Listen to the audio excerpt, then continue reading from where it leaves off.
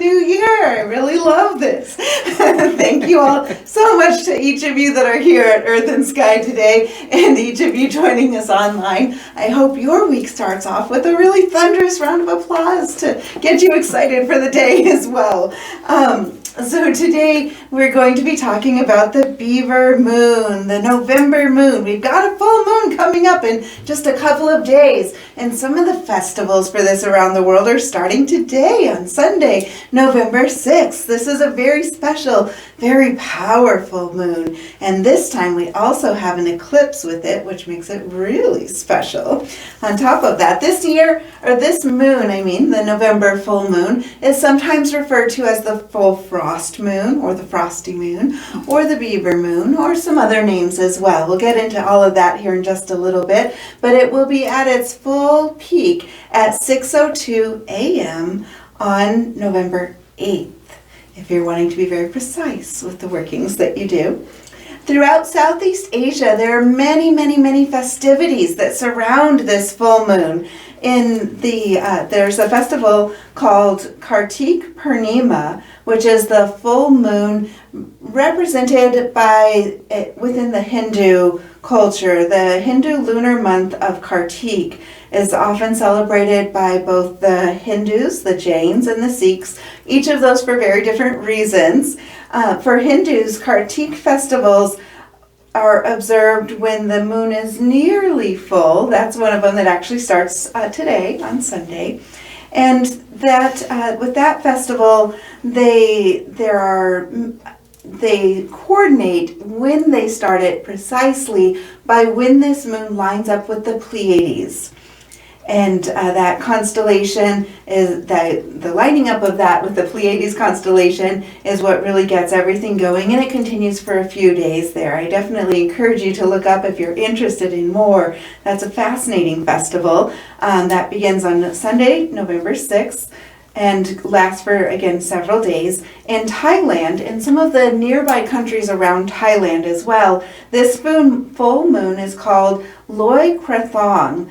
And the Loi Krathong festival is where people will decorate baskets and they start floating them down the river. And it's a very joyous occasion as they celebrate all that this New Year celebration brings. As we just talked about last week, we've turned the wheel into many New Year celebrations around the country, around the world, that is continuing to roll along all the way through and past what in America they often celebrate as the New Year's January 1st. It continues rolling along past that with the Chinese New Year. So this is going to be a fantastic celebration for all of your new beginnings. Whatever you feel like you keep needing to release and to build into new dreams, this is the time to really do that, because if you feel like you forgot something and you celebrated one of the New Year celebrations and you realize, oh man, I wish I had set my intention for this as well. Well, guess what? There are many New Year celebrations that you can join in on right now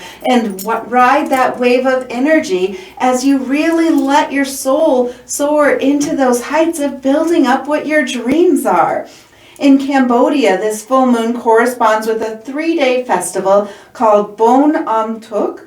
This is a boat racing festival where they actually feature dragon boat races, which would be a lot of fun to experience. In Myanmar, they have Tazang Daing Festival, which actually predates Buddhism. It's a very old festival. And within that, they release hot air balloons. And some of those hot air balloons are sent off flaming or filled with fireworks. It's quite a festive fire festival. While in Sri Lanka, this full moon is where they commemorate Buddha's ordination of his 60 disciples as the very first Buddhist missionaries. There are so many different ways to celebrate the full moon, and each of these will have very specific nuanced characteristics that are really fascinating to bring into your life if you're looking for some new things to expand and to bring in to the way you celebrate with this beautiful full beaver moon in your life. Spiritually, this moon is the one that marks the farewell of all of the harvests. We have passed through those harvest festivals. This is where the frost is beginning to settle in on the ground most of the time in this part of the world. The first really hard, full frost is going to come during this lunar cycle. This is a time to really welcome in the time of going inward within yourself, looking at what does your soul desire? What do you really desire within yourself? What is your soul yearning for this next year? Not all of the things that we sometimes look at outside of ourselves, but what do you really want? What do you want for fulfillment within your life? There are many cultures that instead of using a solar calendar, they really base everything on the lunar calendar, and every new moon is a new cycle. Every full moon is that time of manifestation of everything coming to fruition within that. This is the season to really go inward. We're just beginning that cycle. We've talked frequently in the past with the Wheel of the Year about how we do our planning in the winter, our planting of the seeds in the spring. We see everything flourish and come to life and be filled with the energy and the light of the sun in the summer, and we harvest all that we created throughout the whole year in the fall. So now as we come betwixt these two celebrations, it's the time to really reflect on what did you bring in, what are you letting go of, and what are you going to want to journey into next. It's really important sometimes to take time to figure that out. I think sometimes, and I know I'm guilty of this, we rush from one thing to the next, and it's important to take time within with your soul to figure out, are you on the journey that you want to be on with your soul in this life, in this body, at this time?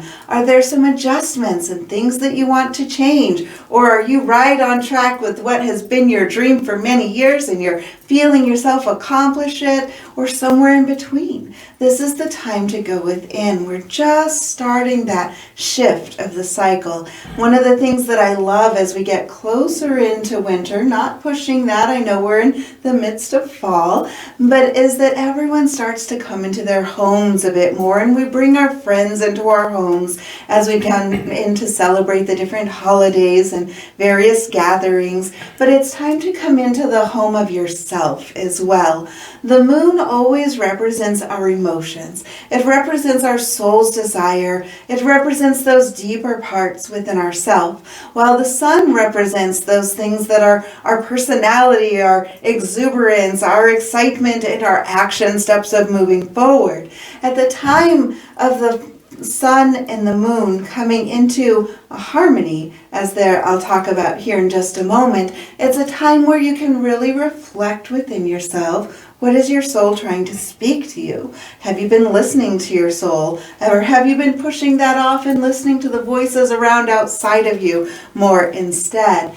This is a time to really hone in on that and to also find balance with that within yourself. Sometimes the full moon, and perhaps even the new moon at times, can bring a rush of emotions because it's as though the moon becomes very pregnant and into that fullness of pregnancy and fertility, and it can just feel like emotions are spilling out all around you. But if you go within and you give yourself some quiet space to listen to what your soul is trying to tell you, what have your emotions been trying to tell you that maybe you've been running from or ignoring or pushing away with a wall? This is a time to open that up, to explore it, to deep dive into yourself and to go within and figure out, what is your soul trying to tell you?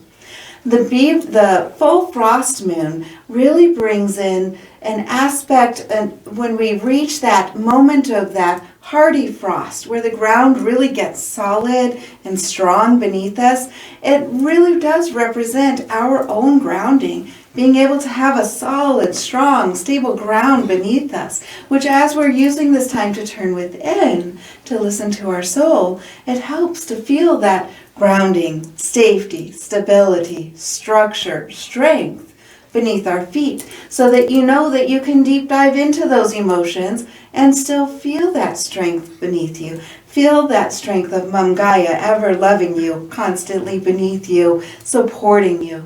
And the beaver aspect of this moon teaches us about really knowing when we need to do the things that we need to do. The natives called this the Beaver Moon because this is the time where they get very busy. Beavers are very busy building those dams so that they have their protection and their homes for the winter. So what do you need to do at this point in your life to prepare for the winter? Are there things that you need to save or to store? Are there things that you need to let go of or to release? What preparations do you need to make so that you find joy, peace, solace, whatever you need to be able to get through the winter months that are ahead? Winter months can be a little bit harsher as we have to reach into the storehouse of what we have within ourselves. And it really helps to make those preparations now, as the beaver teaches us how to do. As beaver gets very busy building those dams for winter, so too we do within ourselves. This year is a really special moon, though, because it's also an eclipse moon. And when there's an eclipse, it's because the earth flows right in the center between the light of the moon and the light of the sun. When that happens, it's usually about every 6 months for the lunar eclipse, and it creates this opposition between the solar energy, which currently is Scorpio energy, and the lunar energy, which currently will be Taurus for this moon. And so you get these aspects where that vibrant personality, exuberant confidence, active energy carries all those traits of Scorpio, and the emotional energy that's coming in, the emotional energy that may be building within yourselves, and it will vary depending on what your own personal signs are, but it will be bringing aspects of being a bit more stubborn, perhaps, being energies surrounding power, determination, strength, a toughness, a groundedness, a stubbornness, all of those things that we think of with the bull, and coming in betwixt those with the Scorpio energy and the bull energy, it's a good idea to let yourself really be grounded and to give yourself some moments of peace, because you might find yourself kind of rising up and butting heads with other people if you don't prepare for that within yourself. And know that if you begin to see some power dynamic struggles over the next three days or so, to recognize that the other person you're talking to is dealing with all of these energies that are rising with that energy of the full moon and the eclipse on top of it. And so having a bit of extra patience can really help. Remembering to see the light of the soul of the person that you're talking to, not just the human front that we sometimes get distracted with, but see the light of the soul in them and let the voice of your own soul speak through you instead of the voice of ego trying to butt in or to claim a title within this. That's going to help make it go a little bit smoother for you as we go through the eclipse. This is a total lunar eclipse, which will be about 85 minutes in total. For those that are in the west coast of the United States, they'll have the best viewing of this. Hawaii and Alaska will be able to see the full thing. But if you're on the East Coast, anywhere in North America, in the very early hours of the morning, you'll be able to see that eclipse as it begins to come through. And eclipse energy is a really special energy. So the moons always give us this energy of being able to figure out what it is that you want and using that for manifestation. A lot of times we'll use the new moon energy as the time that you really think about what your intention is. In the same way that in the winter months where it's a bit more barren and dark and you go within, you begin to think about what seeds you'll be planting. With the new moon, you do that same thing where you think about what seeds will you be planting, what are your intentions for the month. And then as the moon begins to wax up to full, you can see all of that manifesting for you within your life. And then figuring out what you want to release as it goes from full back down to the new moon. We have a whole series on moons if you want to check that out in the archive on our channel. But the eclipse energy is very special because this is going to be a 6-month period of manifestation. So whatever you are thinking right now in your thoughts and for the next few days as well is really important.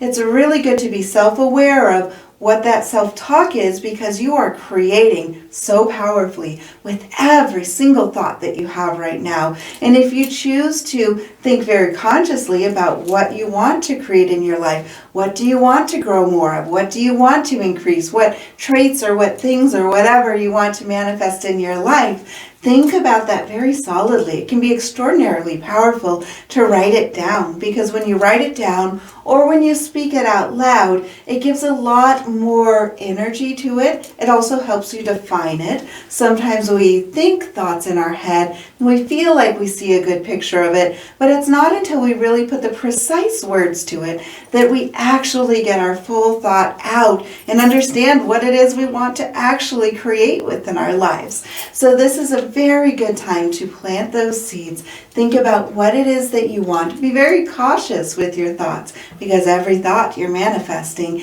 and use this amazing oomph of energy of this Taurus energy and the Scorpio sunlight that's coming in with it, and this full eclipse that's helping to, for the next 6 months, manifest whatever it is that you desire. If you're somebody that likes to journal, you might choose to journal and write down what it is you're wanting to create over the next 6 months. Create a box around whatever it is that you want to create in the next 6 months, and then visualize the light flowing its love, flowing its energy, flowing its joy, flowing the Reiki light, if you have Reiki, into that box that you drew around the words of what you're wanting to create, and see it really filling up with the light. That is going to add so much energy to the intentions that you set with this wonderful full Beaver Moon that we are experiencing now.